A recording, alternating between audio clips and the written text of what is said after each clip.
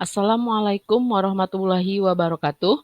Bertemu kembali dengan saya Nani Mulyania, guru biologi pada SMA Negeri 1 Cikakak, Kabupaten Sukabumi, Provinsi Jawa Barat.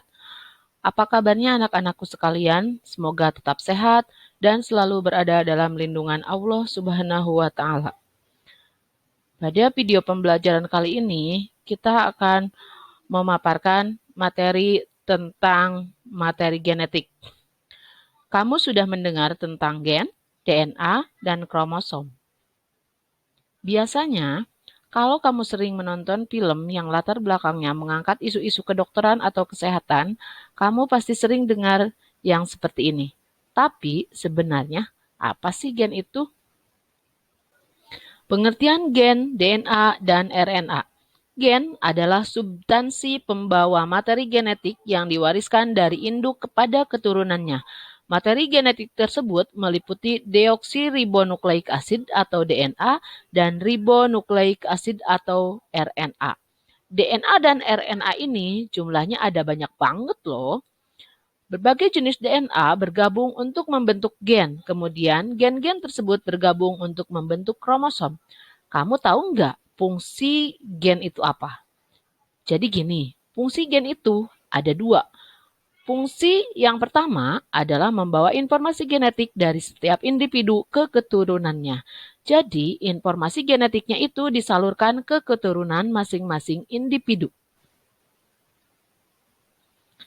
Contoh, rambut ibumu yang berwarna hitam diwariskan ke kamu. Fungsi yang kedua adalah sebagai pengatur metabolisme untuk perkembangan setiap makhluk hidup. Di DNA dan RNA itu ada basa nitrogennya. Mau tahu gambarnya? Nah, ini gambar basa nitrogen DNA yang terdiri dari basa purin dan basa pirimidin. Basa purinnya terdiri dari adenin dan guanin, sedangkan pirimidinnya terdiri dari basa sitosin dan timin. Nah, ini gambar basa nitrogen pada RNA. Di RNA juga sama, terdiri dari basa purin dan basa pirimidin. Basa purinnya terdiri dari adenin dan guanin, sedangkan pirimidinnya terdiri dari sitosin dan urasil. Kalau tadi di DNA, pirimidinnya sitosin dengan timin. Di RNA, timinnya diganti menjadi urasil.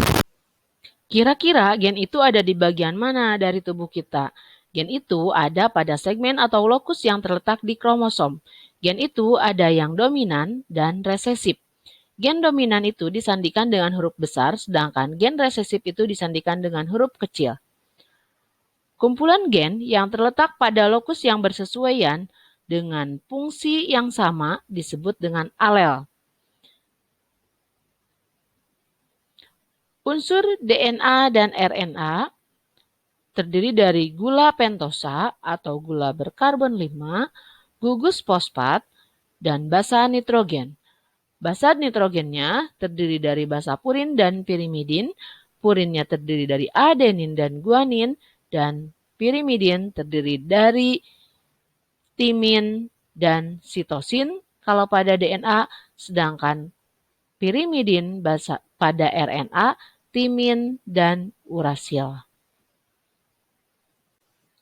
Perbedaan DNA dan RNA. Perbedaannya dilihat dari strukturnya, komponen gula, basa nitrogen, letak, dan jumlahnya.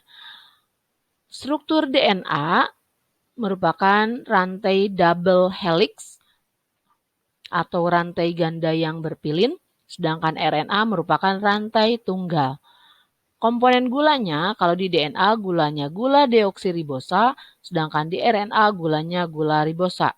Basa nitrogennya, kalau pada DNA terdiri dari basa purin dan pirimidin, purinnya yaitu terdiri dari adenin dan guanin, disimbolkan dengan huruf A dan G, serta pirimidinnya terdiri dari timin dan sitosin atau T dan C.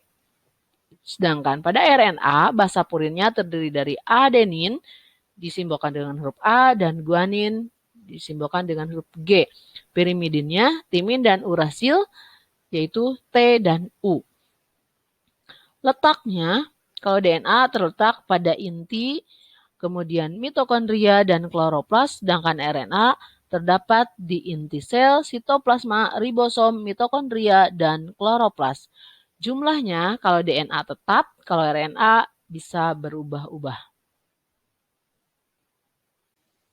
Berikutnya pengertian kromosom. Setelah sebelumnya mengenal tentang gen dan DNA, sekarang kita kenalan lebih lanjut dengan yang namanya kromosom. Kromosom adalah penebalan benang-benang kromatin ketika pembelahan sel terjadi. Kromosom disusun oleh asam nukleat dan protein.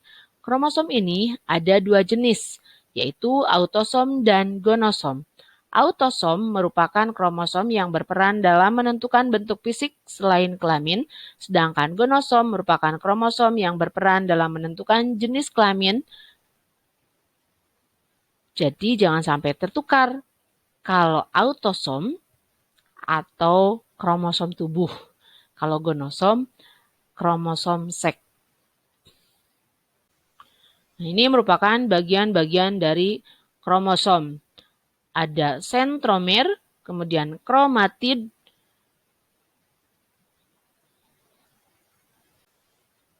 bagian-bagian kromosom.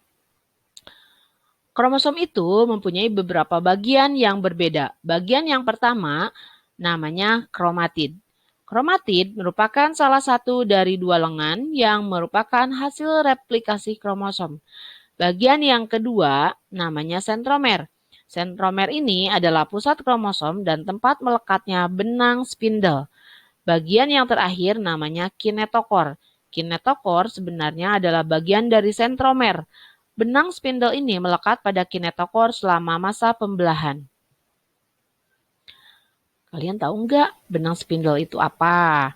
Benang spindle merupakan bagian yang berfungsi untuk menghubungkan sentriol pada saat pembelahan sel dan untuk menarik kromosom menuju kutub yang berlawanan pada saat pembelahan sel. Jenis-jenis kromosom. Kromosom itu bentuknya ada banyak.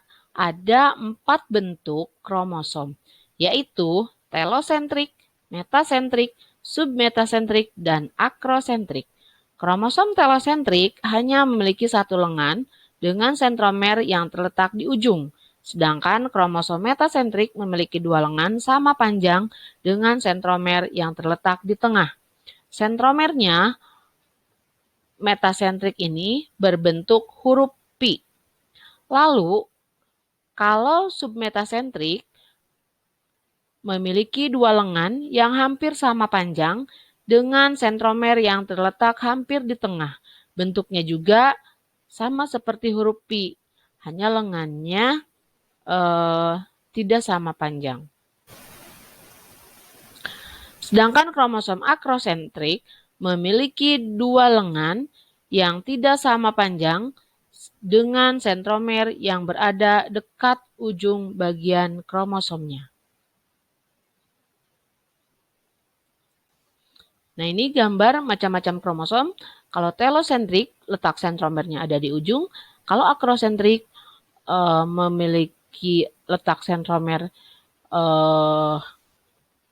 lengannya satu panjang, satu pendek. Sedangkan submetasentrik, lengannya satu panjang, satu agak pendek.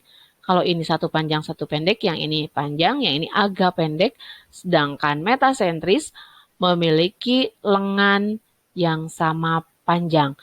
Jadi sentromernya berada di tengah-tengah, bentuknya menyerupai huruf pi karena kedua lengan kromosomnya sama panjang.